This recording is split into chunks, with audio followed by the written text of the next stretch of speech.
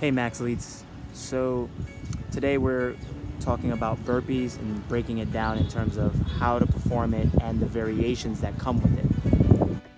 Okay, so the first version that I utilize the most is this one, where you hop your feet back, you bring your chest to the floor, you push back up, hop your feet up, stand up, and jump with your hands above your head.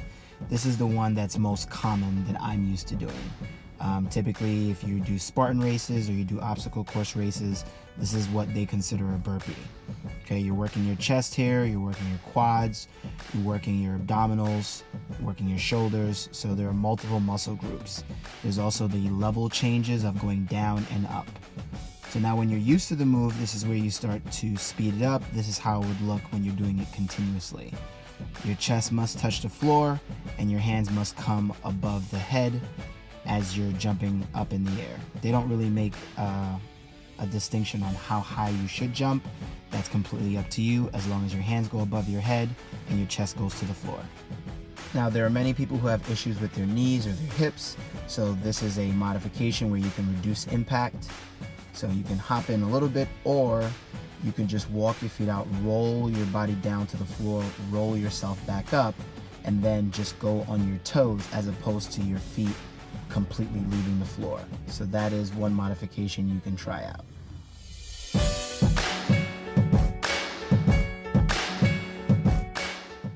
Now in the second variation, there is no push-up at all. So you hop your feet out into a plank, hop your feet back in, and then you jump, bringing your hands above your head. So the only distinction here is that there's no push-up.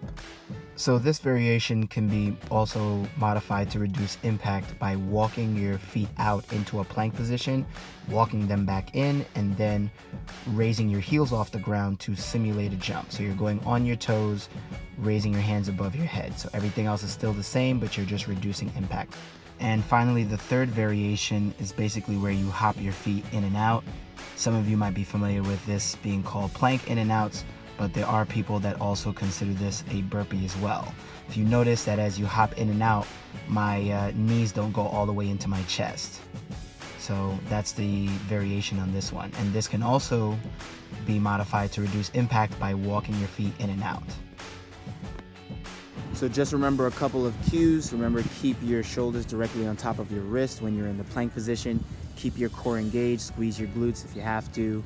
And if you need to reduce impact, walk your feet in and out and just go on your toes instead of doing the full jump. Until next time, you max your life.